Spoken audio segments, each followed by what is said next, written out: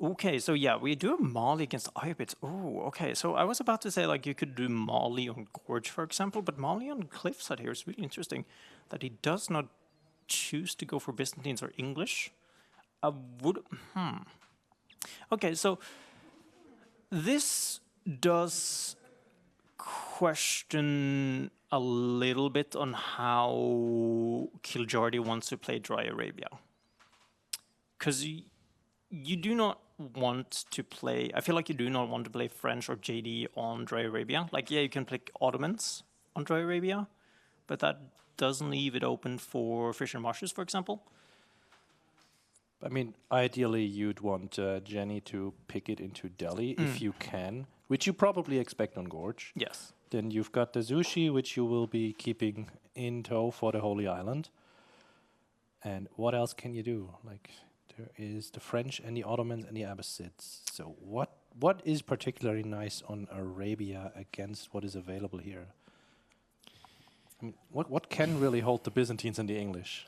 Like, I almost want to say, I mean, like, just like for a minute, just like ignoring the Holy Island map pick is like, yeah, potentially you could Zushi, like you could like Shuganu something, but that's a horrible pick into English. Oh yeah, it is. It is absolutely horrible. But I'm like trying to think like, did Kiljardi maybe draft himself into a corner? I would say a little bit. Then again, as I said, Baltune yesterday had the weirdest picks and the most horrible matchups, and he just took that 3-0. Granted, 2 of those games, he was pretty dead, but he took it. Yeah, I mean, held pretty well. So yeah, hopefully, do we have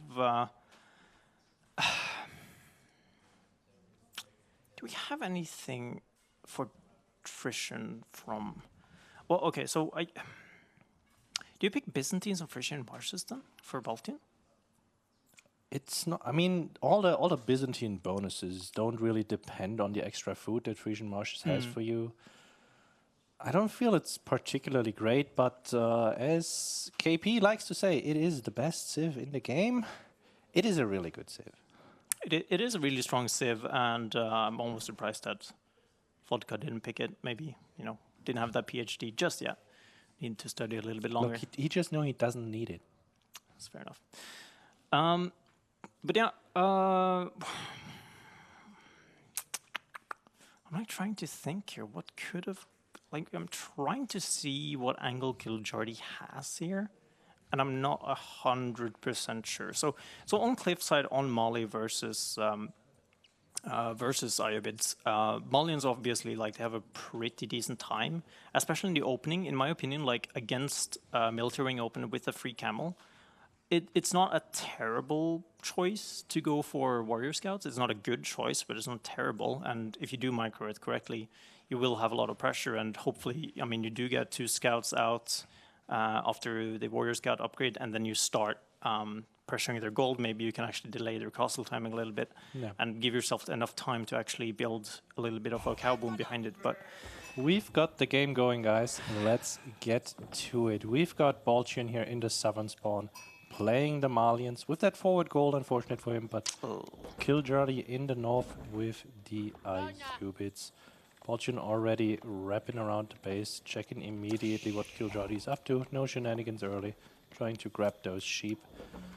And we've got Kiljardi's base here with the nice back gold, but the forward berries. And he's already splitting his villagers on those berries, so there is a potential growthing. I mean, we kind of expect it, right? Yeah, so with the current spawn that Baltune has, he's not happy. That's for sure. So, as of right now, I think that Baltune might have a little bit of a spawn problem. Like, looking at his gold, like, okay, his second gold is in the back, but the problem is actually against Ayyubids because they're so instant on the pressure.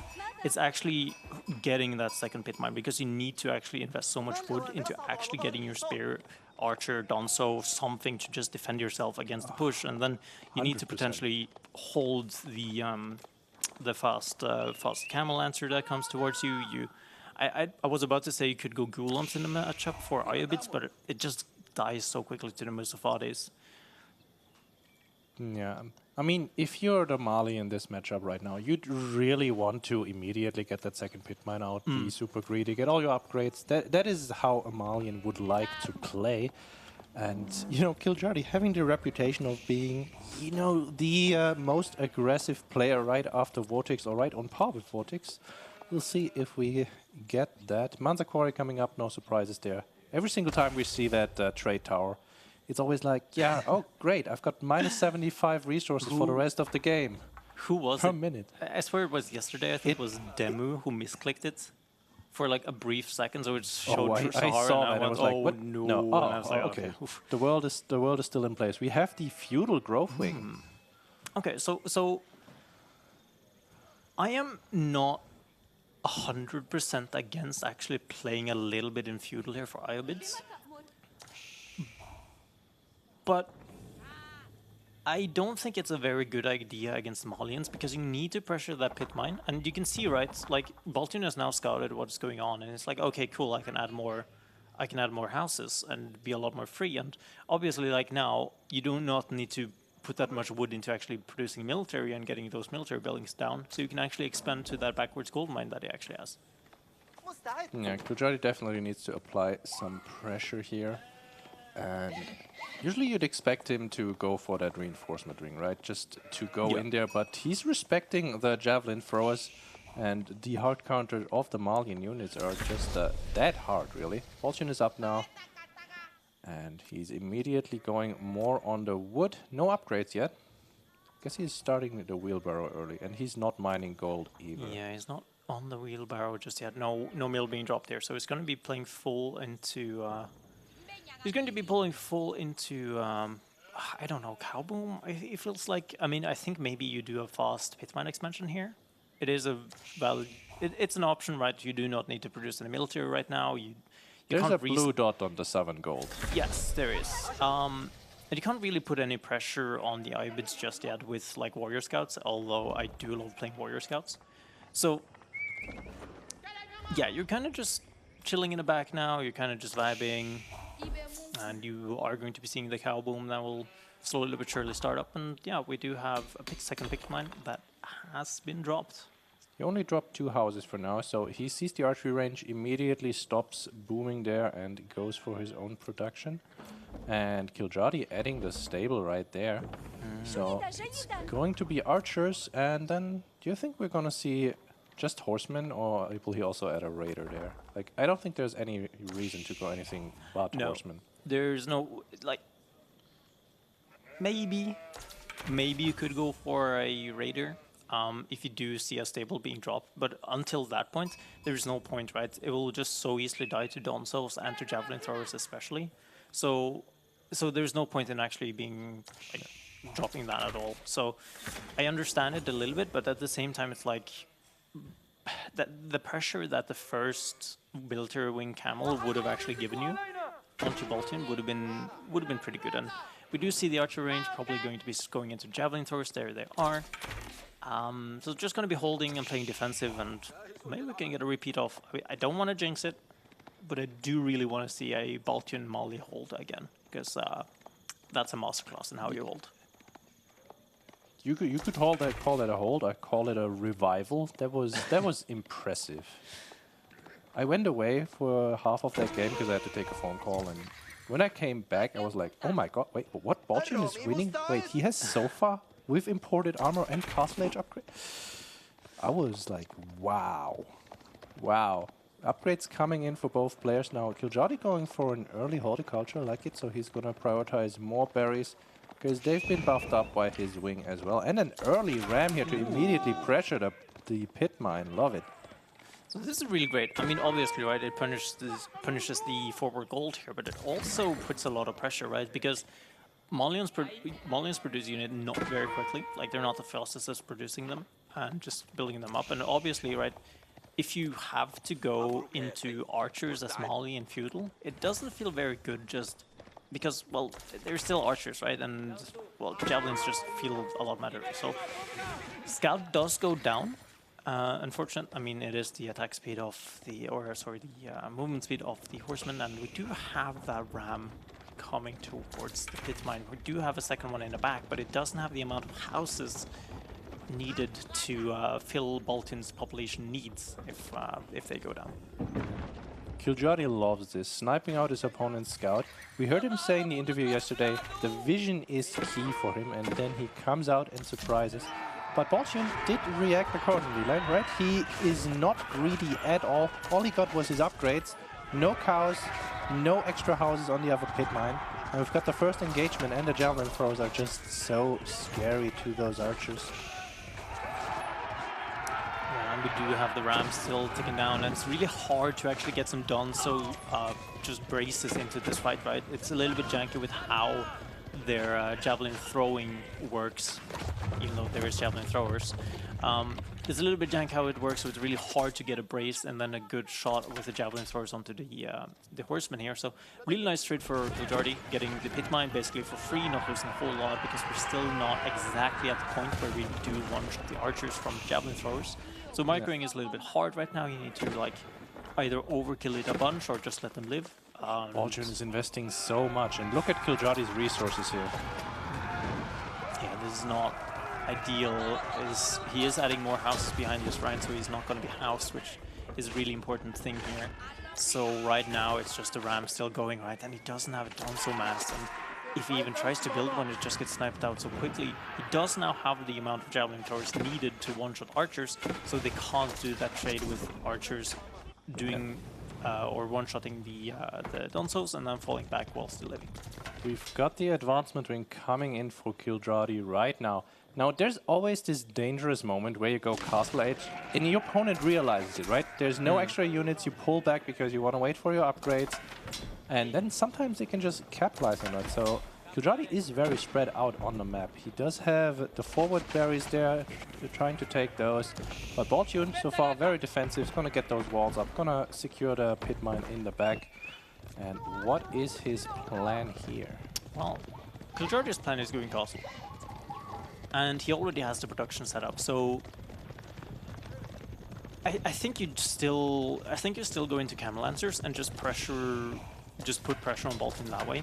It's really hard again, right? It's really hard for him to actually do a full Donso like switch, right? Because he's heavily invested into javelin throwers right now. They do pretty well against melee units, but when they're on top of you, you need something to defend against them. Yeah, I feel like Kiljardi might be doing a mass archer play once again. And then, I mean, you can just literally play any type of frontline.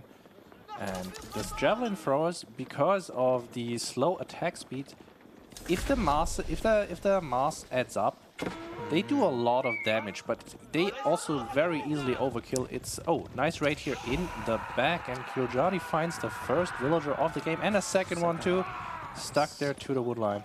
Yeah, real nice round there. I mean, being punished a little bit, and we do know exactly where the army is. Tower, there's going to be seeing that one from a while back, and he has nothing to actually defend at home. Now, we do see that veterancy for those archers is coming in, so that will be a mass archer play. The question for me, though, is can he get to a point where he is actually able to fight the javelin mass that Baltune has built in the feudal age? Yeah, 16 javelins waiting. Kiljardi does have prepped some archery ranges, and he has 11 archers right now, more to come. Baltune, though, getting the steeled arrow, he's going to be staying in feudal for now. Nice snipe there on the villager, and he's just going to walk around this space, trying to prey on loose villagers on the woodline, on the gold, on the other gold in the back that Kiljardi has been trying to take right there. And Kiljardi is trying to grab the first relic, but Baltune's army is going to be passing by there in a second. Yeah, and this is really scary, right? It's the same with the English, it's the same with the Malians. You move out and you gotta be really confident that you actually are able to take a good fight and a winning fight at that as well, right? If Baltune throws away his entire army that he has now on this north side and he throws it away for, well, not a very good trade at all, it's going to be really problematic. And we do actually see the javelin thrower micro here. It was a really beautiful Baltune, but he needs the Donso to actually be preparing, but he can't turn around and brace because they would throw their javelins. But now we're actually into that position that we didn't want to see for Baltune. He's actually just throwing away his army and he's not getting anything from it because the javelin just doesn't do anything against the Camel Lancer, and that's game one. He just taps, yeah. going behind the base was just too greedy. He wanted too much there. And yeah, Kiljardi just punishes. Yeah, and it's, well, it's tough, right? The early ram not being able to set up your cows so you don't have any eco behind this. Even if the push fails, for example, you don't have any eco to fall back on. But speaking of falling back, we are going to be falling back because I was just a fallback caster. So we will have Whammon joining for the rest of the series. So Whammon, take it away. I like the jacket though. The Hey, wait, are you keeping the jacket? Go. Okay. Give me my jacket back. God damn. We need to do the rankings first. I also noticed that the green screen was eating my hair every single time I'm on camera, so we'll fix that. Now, guys, looking at these graphs, I was talking to Voldemort between rounds because now Voldemort is just the knowledge god between all of this, so thank you, Voldemort. I initially did not know what the matchup was going to be favored towards, and he said it's quite 50-50. But with Kiljardi's play style, you just have such an aggressive player taking advantages of, you know, the Civ with that extra 3 villagers, being able to just commit to that push early game because his way of dealing with Malians is beating them in a feudal. So, and he showed us that's exactly what he did. And then transitioning instantly to castle when he forces his opponent to make units. And Baltune was very afraid there. Like, he invested so much in the feudal, then he tried to punish. I mean, you have to do it at that point. Kiljardi's timing comes out of nowhere, and you have to be able to do some damage. He just couldn't find it, and then he walks around the entire base, gets caught out.